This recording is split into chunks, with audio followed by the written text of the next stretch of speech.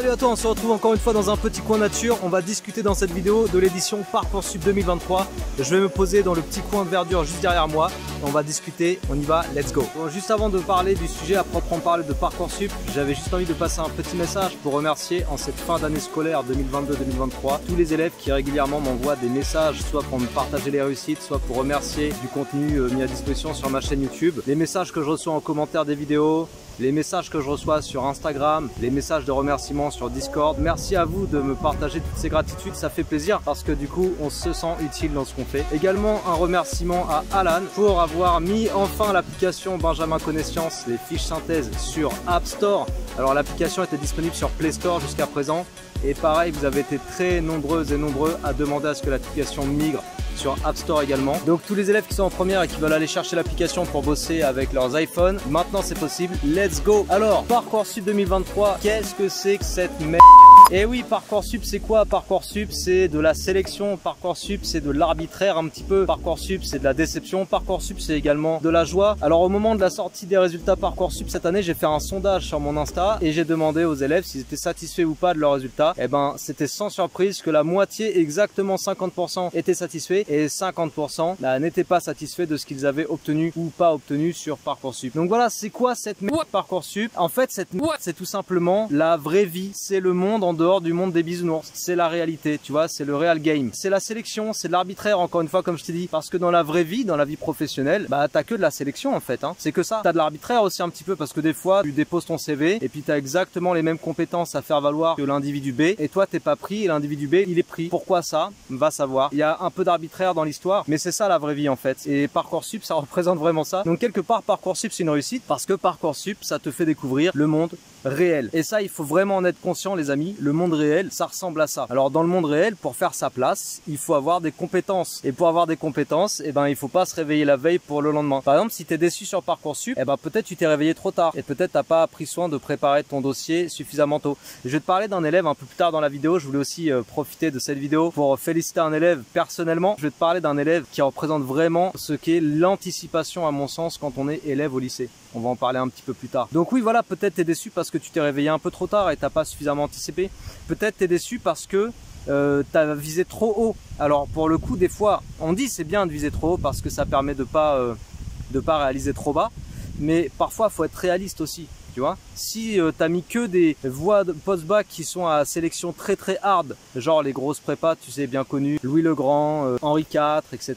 et que t'as rien eu de tout ça et que du coup tu te retrouves sans rien, bon bah peut-être t'as visé trop haut ou peut-être t'as pas prévu suffisamment d'issue de secours, quoi, de plan B. Et ça pareil, dans le monde réel, il faut avoir un plan B, tu vois, c'est important d'avoir plusieurs cordes à son arc ou en tout cas plusieurs portes de sortie. Peut-être t'as pas prévu ça et peut-être que du coup tu te retrouves en difficulté. Donc c'est ça le monde réel en fait. Parcoursup pour moi ça représente vraiment le monde réel. Si t'es déçu, sache que dans la réalité ça va être encore plus hardcore que ça. Parcoursup c'est quoi? C'est juste un apéritif.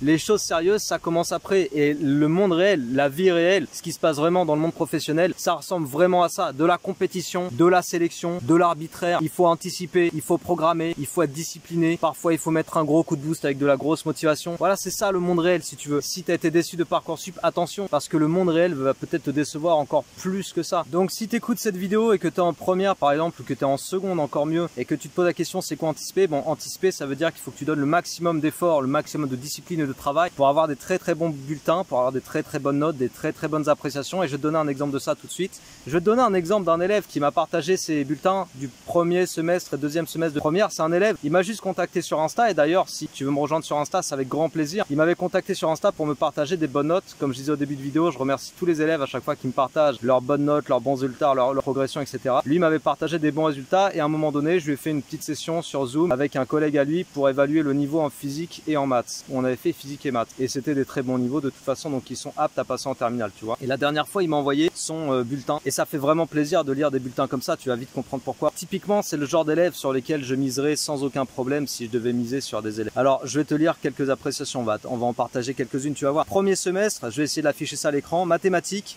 premier semestre, beaucoup de sérieux, excellent trimestre, félicitations. 19,09 de moyenne, bravo. 19,09 de moyenne, c'est la plus haute moyenne. Comme ça c'est simple. Physique chimie, Excellent semestre, le fruit d'un travail sérieux et régulier. Vous êtes un élève investi et moteur dans le groupe classe, continuez ainsi. Élève investi et moteur, c'est-à-dire que non seulement il a des bonnes notes, mais en plus, il est une locomotive pour la classe. T'imagines? Moyenne 16,96, moyenne la plus haute 16,96. Bon, apparemment, c'est des grosses moyennes de classe, hein. Je vois moyenne de classe 14, donc ça doit être une classe qui carbure. Et encore une fois, ceux qui vont me dire, oui, mais Benjamin, les notes, t'as vu, elles sont élevées et tout. Non, mais encore une fois, c'est un élève, je t'ai dit tout à l'heure. J'ai fait une session Zoom avec un collègue à lui et j'ai regardé leur niveau. Qu'est-ce que j'ai? J'ai le soleil dans les yeux surtout. Qu'est-ce que j'ai décelé avec cette petite session Zoom? Bah, j'ai juste pris conscience d'un élève qui est ultra dynamique, qui est ultra investi, qui a un vrai niveau, des vraies compétences, parce que la classe, elle peut être surnotée, mais moi, ce que j'évalue, c'est ce que moi j'évalue, tu vois. Je suis pas en mode bisounours quand j'évalue des compétences, tu vois ce que je veux dire? Donc, franchement, les moyennes, elles vont absolument avec le niveau de l'élève. Qu'est-ce qu'on peut regarder encore? Anglais, moyenne 16,54, moyenne la plus haute, 18,17, je crois, si je vois bien. Excellent travail dans l'ensemble des apprentissages, continue ainsi. Congrats. Espagnol, niveau excellent, attitude des plus positives, félicitations. Tu vois, qu'est-ce que tu veux dire de plus? C'est comme quand je t'avais partagé le bulletin de Bastien en vidéo, j'avais fait ça récemment aussi. Appréciation globale, très bon résultat, excellent en particulier en maths, votre implication sans faille et votre participation active vous assure une progression constante, mais contribue aussi à la progression du groupe classe. Mais punaise! Tu comprends de quoi je te parle quand je te parle d'élèves qui donnent envie? C'est ça le modèle d'élève dans lequel il faut se placer. Les élèves que tu iras peut-être dire ah gna gna, c'est un intello, tout ça. Intello, rien du tout. C'est juste des élèves qui savent ce qu'ils veulent, mais qui avancent comme des locomotives, voire même comme des fusées, et qui vont juste atteindre leurs objectifs. C'est aussi simple que ça, tu sais. C'est le modèle dans lequel il faut se placer. Je donnais un peu des appréciations du bulletin du deuxième trimestre, du deuxième semestre. Maths, excellente année, travail toujours très sérieux et soutenu, félicitations. Élève qui a participé aux Olympiades de mathématiques, tu vois. Ça, c'est inscrit sur le bulletin, donc ça fait partie du dossier scolaire. 17 de moyenne, 18 pour la moyenne la plus haute. Physique chimie, excellent bilan annuel, beaucoup de sérieux, participation sans faille. Les notions vues sont acquises et solides, il faut poursuivre ainsi, félicitations. Moyenne de l'élève 17,34, moyenne la plus haute 17,34. Tu vois ce que je veux dire?